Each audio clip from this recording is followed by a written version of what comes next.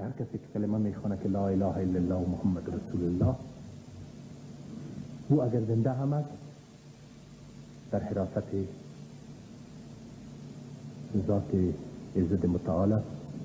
اگر به او دنیا هم میره و مقدور باشه و منظور خداوند باشد، برای ذکر جانهای ما و شما همه ما مسلمان هستیم، عاریت بیش چیزی نیست. و اگر این با درجه شهادت نصیب آدم شود